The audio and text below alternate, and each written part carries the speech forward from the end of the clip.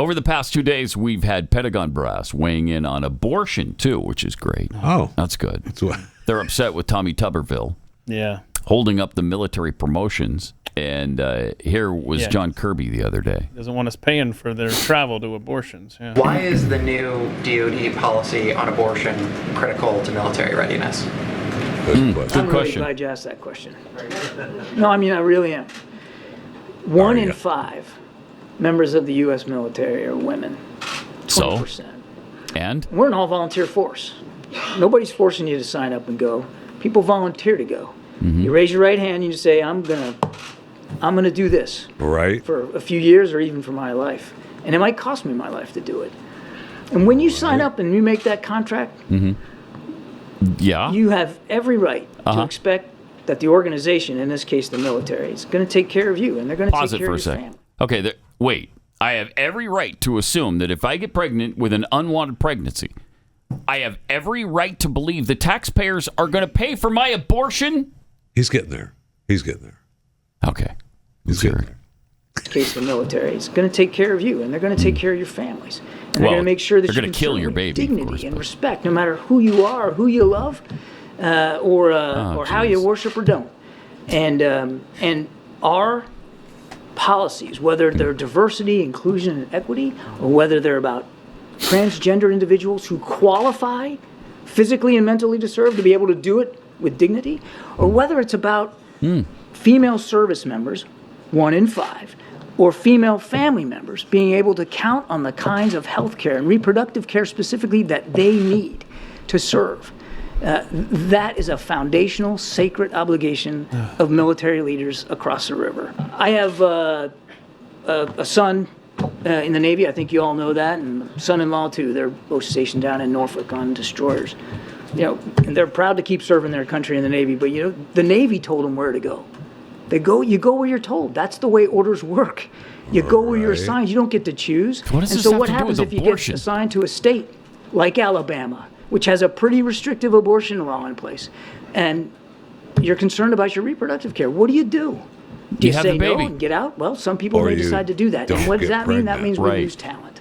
Okay, My gosh. so what this is I can't take Tuberville it. doesn't want tax dollars going to pay for the transportation. Right. If you're stationed in a place that, God forbid, didn't allows have any say babies over. to live. Yeah. How horrible is that? Yeah, then we've got to, obviously, take you somewhere else so you can kill that baby. Yeah.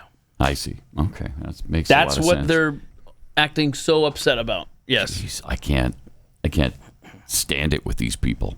They're the worst. Oh, maybe we don't play the next clip then. They're the worst. Oh, boy. Secretary Lloyd Austin got involved, too? This guy is good, too. It makes me proud that the military is In the the hands military. of these people? This guy. Uh-huh. He's right. worse 1 in than 5 Travis of my Miller. troops, our troops, are women. Pause it for a second. And Talking again, point. that's not a high percentage, by the way. Well, 1 in 5. They seem to be really proud of the 1 in 5. That's 20%. Okay, 80% are not. So why are we so laser focused on the, maybe 0.1% of the 20% that are ever going to get pregnant unwanted and have to go do something about it in the military? You want to know why? It's because the left thinks that is the argument that helped them out during the midterms. That is why. With the Supreme Court overturning Yep. Roe v. Wade. So, hey, let's paint Republicans, conservatives as hating women And I'm sure because this we is, think it worked in 2022. it's incredibly rare. When it's they who hate the women, we're the ones trying to protect women right now. From men for sure. in locker rooms, in bathrooms, on the field of competition. We're trying desperately to say, look, men don't belong in those competitions. Nope, they're fine with it. God, what a bizarro world. All right, let's hear the rest of this. Jeez. 1 in 5 of my troops, our troops, are women.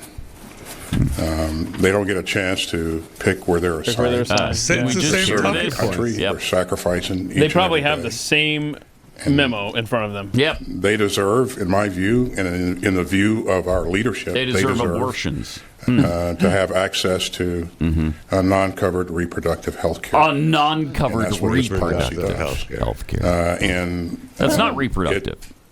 I mean, that's focuses just on asinine. health care, non-reproductive health care, which includes other things like IVF and some other things.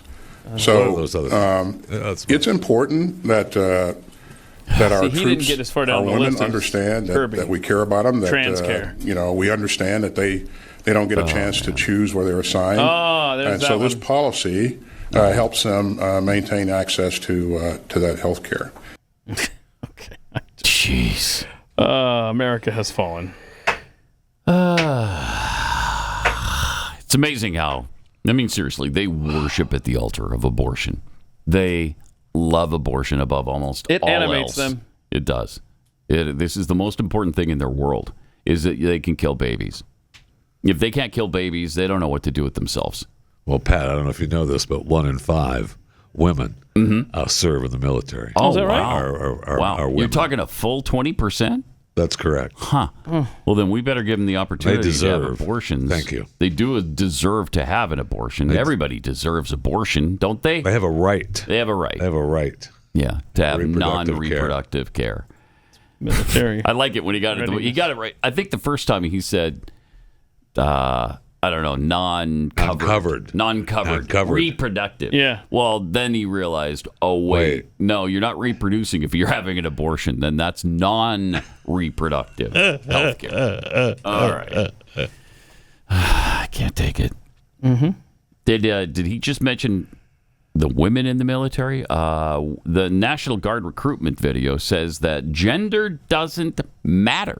Right? Isn't that what it says? Mm-hmm. So why even mention gender then? Right. I was an active duty Army brat, and all I wanted to do growing up was be part of the military and serve my country and be part of something bigger. I waited until Don't Ask, Don't Tell was repealed, so I actually joined when I was 32. My MOS is 12 Alpha. I'm an engineer officer.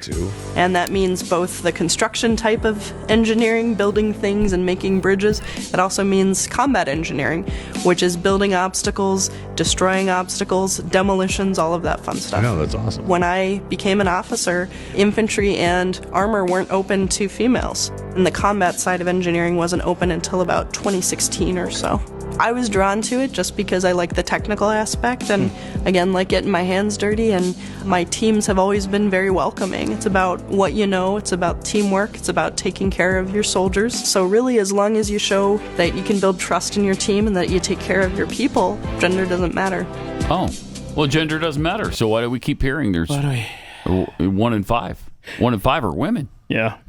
So gender doesn't matter, and as Pedro Gonzalez said on Twitter, apparently recruiting numbers don't either. That's where we're at, y'all. Oh, man. And in this insanity in D.C., Democrat Representative Rosa DeLauro, she's great. Gosh, she has been in Maryland since we lived there, since Glenn and I worked at B104 in Baltimore in 1990. She has been, and she was there before we got there. Right. Wow. I mean, that's...